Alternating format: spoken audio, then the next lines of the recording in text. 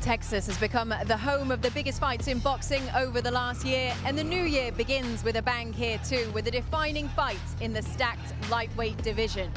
A very warm welcome to the American Airlines Center in Dallas for a marquee night of boxing. 2021 has to be the most anticipated year ever. Who didn't want to leave 2020? And tonight's main event is one that we've been waiting for as well. Rising star Ryan Garcia is going to look to silence the doubters and prove that he belongs at the top. His opponent, Luke Campbell, has battled the best. This fight with Ryan, though, could be his last shot at the big time. This is a fight that decides who's elite and who's not.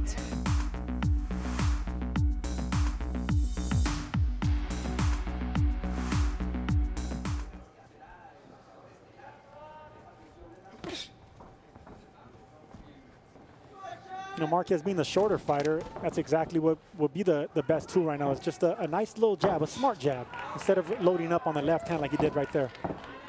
Sean is fighting on the same card as his brother Ryan for the first time. This is a 4-rounder. As Marquez trying to push the tempo a little bit.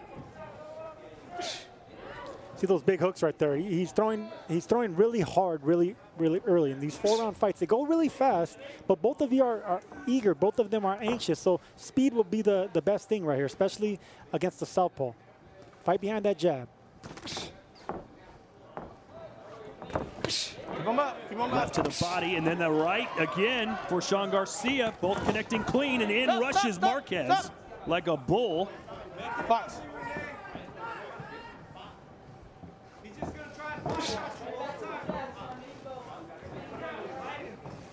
Did you like fighters that would bull rush at you like that? Oh, I loved it.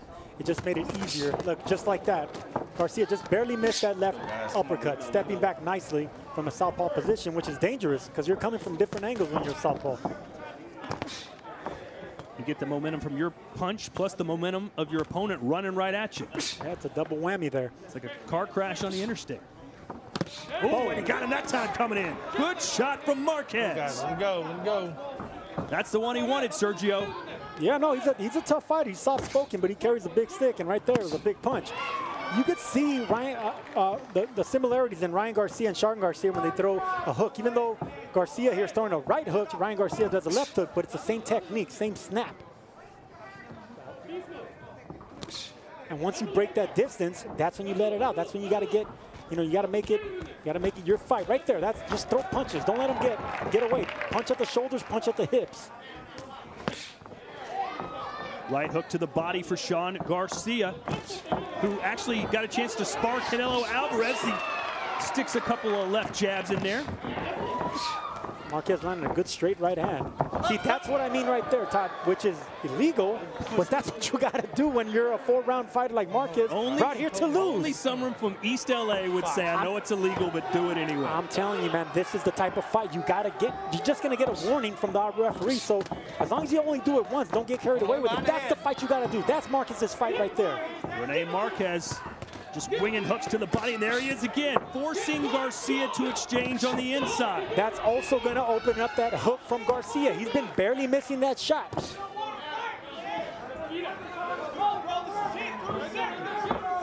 Oh, Garcia showing maybe little signs of fatigue here, Sergio, as he swings and misses both of them. Good body shot by Marquez on the inside. I love the fact they're both headhunting, going for the big knockout here in the 4th and final round. Good round here for Rene Marquez, representing Nebraska very well here. Yeah, this is Marquez's best round, I think. He's coming forward, and this is why these 4-round fights are so dangerous. If Marquez could get a big win, a big round here, even a knockdown, it could be a draw. That's just the way it is with these 4-round fights. He's got 25 seconds to do it. Not sure he's got that one punch power, though, that he might need. 2 knockouts in his 5 wins.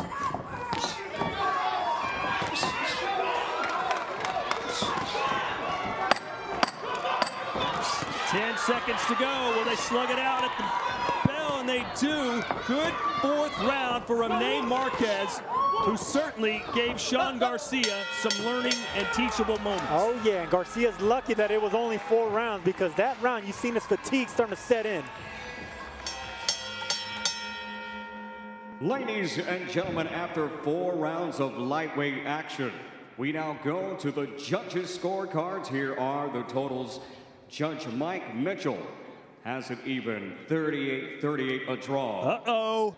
Judge Javier Martinez scores the bout 39-37, and Judge Anthony Moss has the bout 39-37. For your winner by majority decision, the Fighting Pride of Victorville, California, is still undefeated, Sean Sugar Rush Garcia! That was a nice scare there for Sean Garcia, and I was going to tell you that the longer these judges take, the more that it's going to be in favor of the opponent. Rene Marquez actually, he did what he had to do, but he started a little bit too late. But that was a nice scare for Garcia.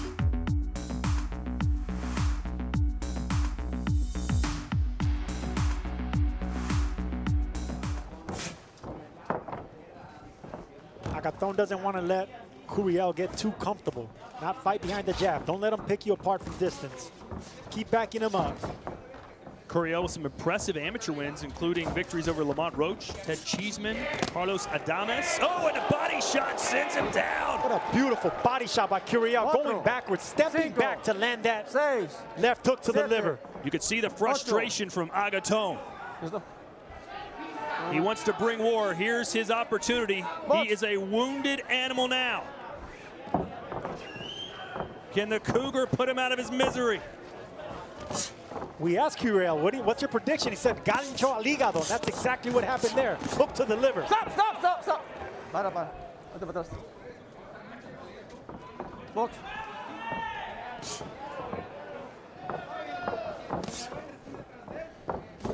You can see Agaton dropping those arms now. That's what body shots do. They make you drop those arms, and you don't really care about the headshots anymore because the body shots hurt more. Stop. Really? Back up. Absolutely. As hard as I can punch you in the jaws is worse than as hard as I can punch you in the stomach. If you know how to punch and where to punch, Todd. Maybe I should change that to if I slapped you in the face. Or slapped you. And as you can see, Curiel's back, Agaton back again. That right hand continues to drop down, protecting his frame. I'm sure you know about getting slapped. Stop. Para atrás. Sometimes you can slap with the jab too, with backhands. You don't always want to throw a hard punch. Sometimes you slap with that jab. You annoy opponents like that.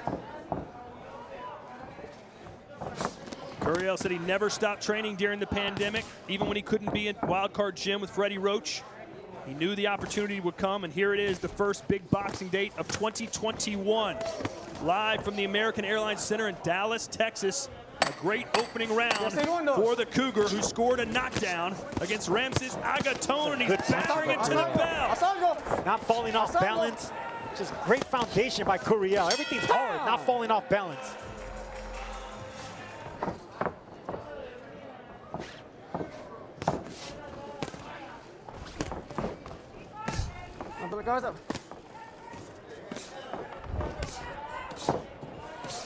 Yeah, I don't see this fight going much longer. Yeah, Curiel's having his way. It's just a matter of time. It looks like before the referee just stops this. And when you get a guy in trouble, Sergio, what do? You just keep throwing and there's the towel. The towel had to come in because the referee wasn't stopping it. So Raul, the Cougar, Curiel now 9-0 with his 7th knockout. Easy work here in the Big D.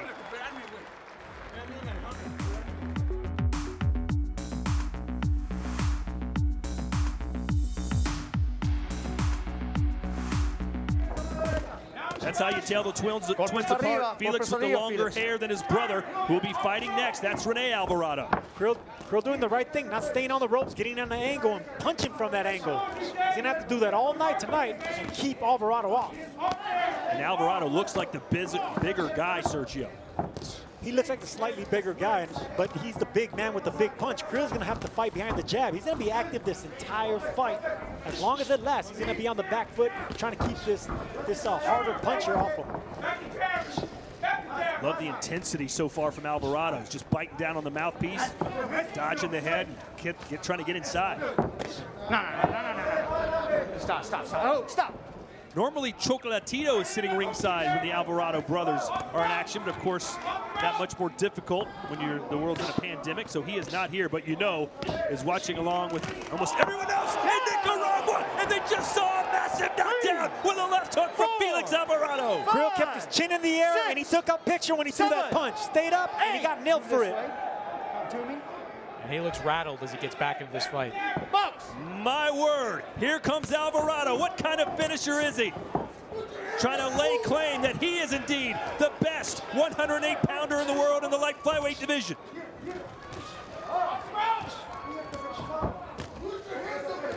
What can DJ do here, Sergio? Get off the ropes and move. You got to fight behind the jab. Stay in the middle of the ring. Easier said than done when you have a beast like Alvarado on you. Oh, and that one hit him right on the temple. Creel said he sacrificed everything for this opportunity. Moved to Las Vegas during a pandemic, left his family behind in South Africa. Said loneliness is only temporary, glory is forever. I've got to come through for everyone in South Africa. He did everything necessary. He also has great trainers in his corner. Derek Harmon is in his corner.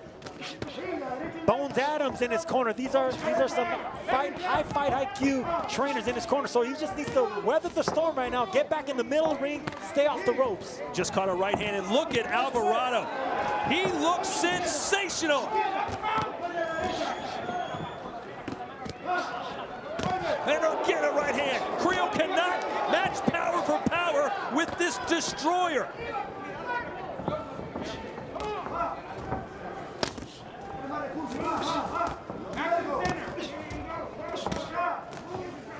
You know, as I watch Felix Alvarado, it reminds me a little bit, just because I watched the documentary recently, of Hector Macho Camacho with the... Oh, he's down again for a second time. Round 4. Same big left hook because he kept his chin in the air, not bending those knees. 8. Step this way. Do you want to continue? South Africa's finest in trouble again. Alvarado just having his way at this point with DJ Creel, who appears to be just a level below the Nicaraguan.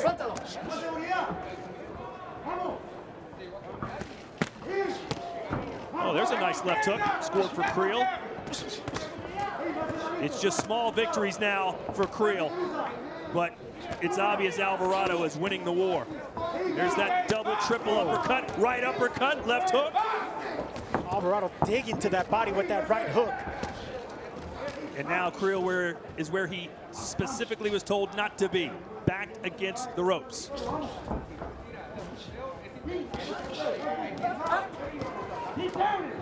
Suéltalo. Let him go. Hands are free. Work out. The first 5 rounds were all Alvarado, but since then, very close, and Creel's edged at least 1 or 2 of those, or so it seems. If he doesn't get hit with those shots with his head up in the air, he's doing really well. He's mixing up the nice combinations, keeping Alvarado off. See that? Those are little shoe shines, and he slips and rolls nicely too, Creel does. Just like that.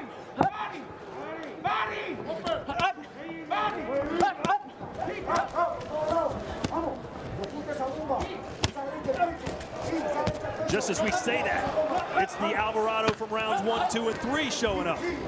I think he's tired of being pestered by Creel and wants to end this right here, right now. It sure looks that way coming out so far. He's 1 left hook away from getting a 3rd knockdown. Ooh, a big uppercut, a nasty one. Yeah, this is not where Creel wants to be. Well, if you heard Derek Harmon's instructions in the corner of Creel, that's exactly what he said. He's breathing heavy. You see, he's just as tired as you. That head is going back really easily of Creel. 10 seconds to go here in round 9. He's in trouble again. Creel needs to hold on. Alvarado finish it now. He's stumbling. There's the bell to end it, and he survives to fight on. The referee starting to stalk Creel right now like a vulture, sensing doom is near. And that's it, it's over. Felix Alvarado, 36-2, 31 knockouts, a sensational performance in his United States debut. Right on time for that stoppage because Creel wasn't going anywhere. His body language was gone. Great stoppage there by the referee. Woo.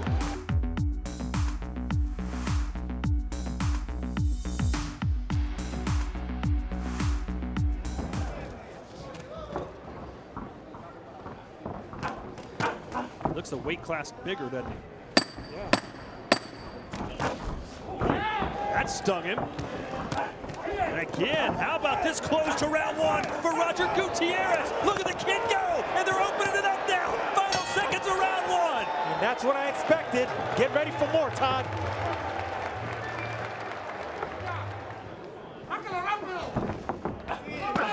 Ooh, nice uppercut, and that sends Alvarado down. A stunning right uppercut. And Alvarado's hurt. He didn't see that uppercut come from the bottom like that. Come to me. He doesn't look good. He does not look good. Gutierrez, left, straight, right. Are we about to see a new world champion crowned in Dallas, Texas? Here comes the kid, Gutierrez. Backed him up again. He's down for the second time. 3, 4, 5, 6, 7, 8. It's code red time for Rene Alvarado. Can't get dropped again.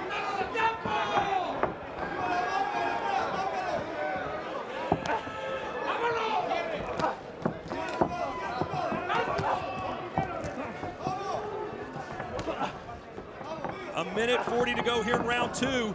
Gutierrez swinging wildly, trying to back Gutierrez off him a little bit. If you're Gutierrez, you've got to keep looking for that uppercut. The foundation appears to be gone. An uppercut, he's stumbling around again. I love the patience being shown by Gutierrez right here, looking for the clean shot. The referee taking a good look. It seems like Alvarado, though, still has his wits. His body just isn't cooperating. It's only going to take one more big punch for Gutierrez. Alvarado has the wits, but right now he's lacking the hits.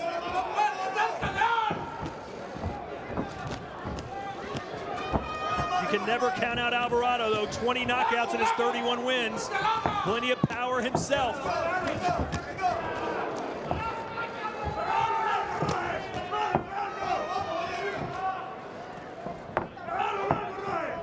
Gutierrez might have punched himself out a little bit there in those first 2 minutes. Watch your heads, guys.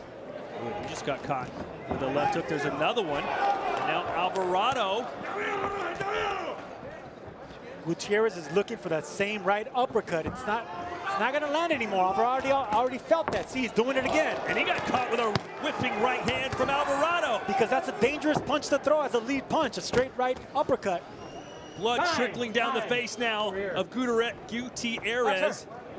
And out comes the mouthpiece. That right uppercut is very dangerous to throw as a taller fighter, especially if you keep throwing it over and over. You're bound to get caught. I'd like to see a few more uppercuts from Gutierrez. They were the most successful punches for him in that third round. And caught Alvarado a few times. Sweeping left hook there for Alvarado.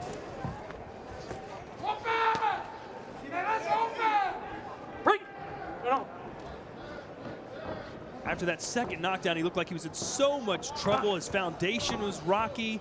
His eyes were clear, but like I said at the time, his body just wasn't really cooperating with him. But Gutierrez couldn't get him out of there, ran out of gas at the end of the round, and this is where we are right now, with the Nicaraguan pushing forward and landing more punches.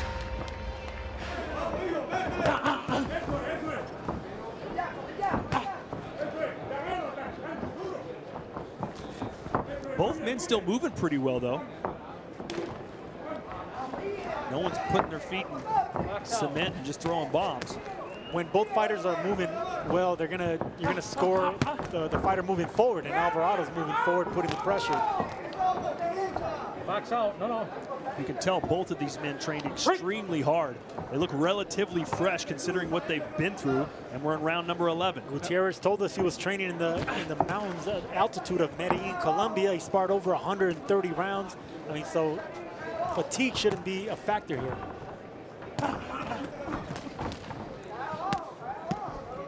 Break. Stop.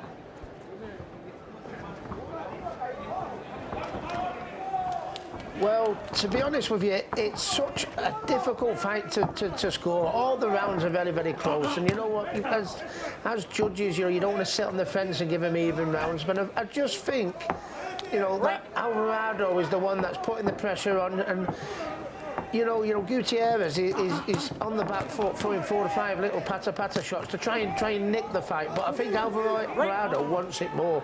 I think, to be honest with you, he's under pressure here, Gutierrez. He needs a big last round. That's exactly what I'm feeling at the moment. I think it's on my card as well. Alvarado, I think I've got a couple of heads here. He really has to go. Excuse me, guys. It was a left hook that sent Alvarado down here in the 12th and final round. He's got the knockdown. Oh, this is incredible. Absolutely. So Alvarado's down. Sorry to interrupt you guys, but a huge moment here in the 12th round as Gutierrez just locked this thing up.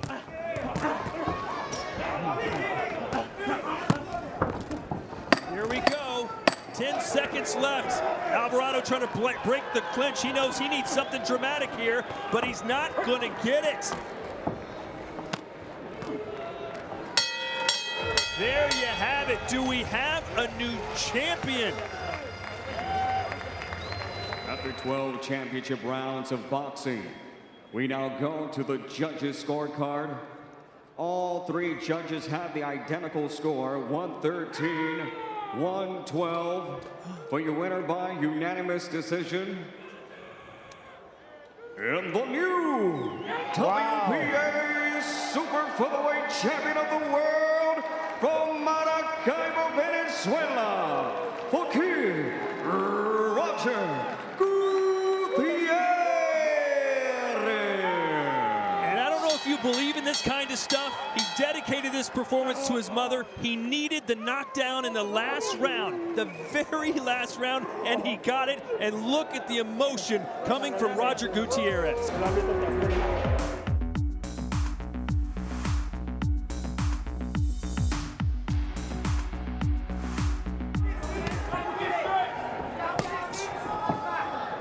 First thing to watch with Campbell is how effective that jab is. Throws about 30 jabs per round. It's a pretty useful weapon for him in most of his fights.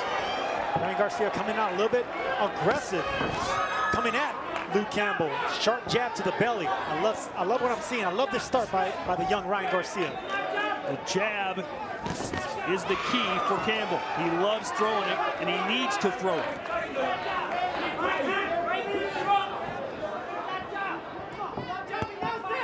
Garcia told us that his style, he believed, would work better against southpaws. You buy that, Sergio? Well, listen, I've never heard a fighter, especially a young fighter, says that he prefers fighting southpaws. But look at Garcia heating up in the corner. Campbell trying to just avoid and block. But whenever you have a jab like Ryan's and a left hook like that, maybe that's why he prefers fighting left-handers, because those are the 2 best punches against southpaws.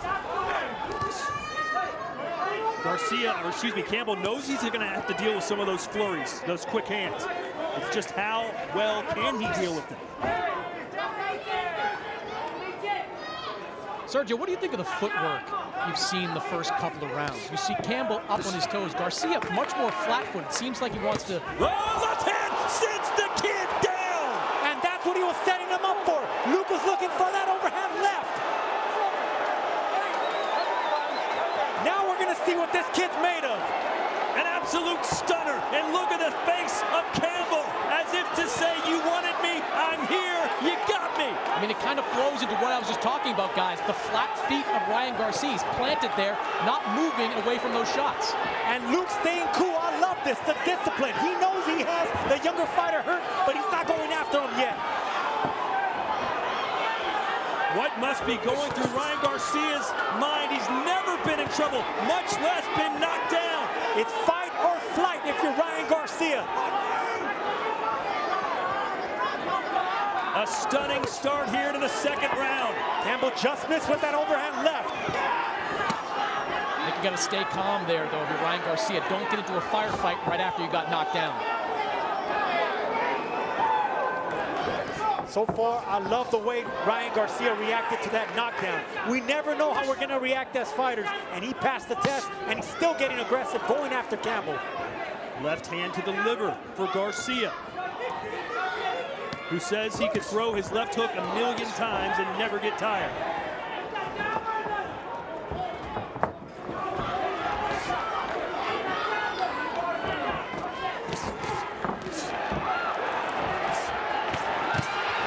Garcia getting a little more liberal with the punches. Getting aggressive. He needs to watch out for a right hook with that aggression. Campbell has a nice right hook over the top. He's still really flat-footed in this round. I keep going back to that, but he's planting his feet and just looking to land that one big shot.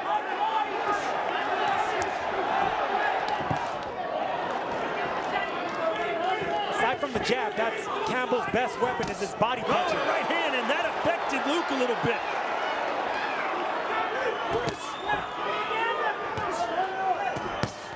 And now he's starting to sit down on punches again. Garcia looking for a right hand now. He sees that the left hook wasn't landing. Now getting really aggressive with that straight right, which is another weapon against the left-hander.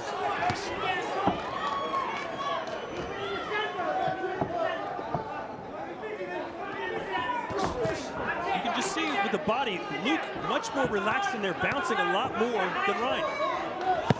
Because he's been here before. He's been on this stage before. And for Ryan Garcia, as talented as he is, he needs to experience this for the first time.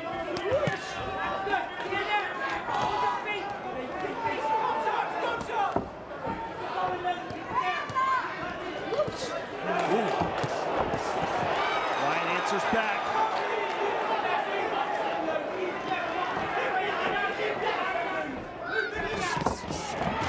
Ooh, and there's a nice little flurry for Campbell, or for Garcia rather. Beautiful combination by Garcia, not falling off balance, all with speed. Has Campbell perhaps gotten a little complacent after that knockdown? Seems like Garcia is winning these rounds. No, I think Campbell's looking for that same short right hook again. So this was a good round. Oh, he went for the left hook right at the bell, and Campbell was ready to go down.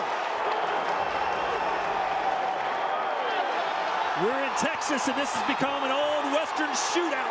Ryan Garcia knows he's got Campbell a little bit weakened here. He's letting his hands go. The crowd is rising up. Campbell's corner told him, get your composure, find your legs, stick and move. It's all basically code for survive at this point starting the round.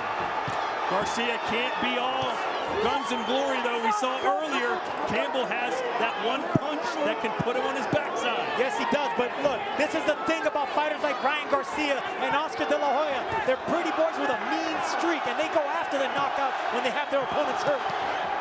And in between that flurry right there, looked over at the corner, Ryan Garcia with Canelo Alvarez sitting right behind them. All of them basically putting their hands up, telling Ryan Garcia to relax, don't get too aggressive.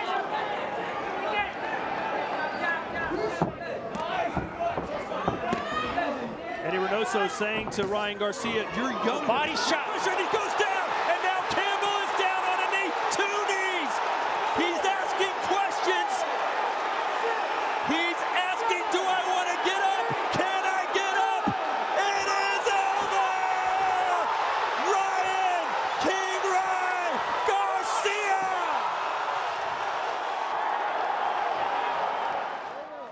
And the new WBC interim lightweight champion of the world,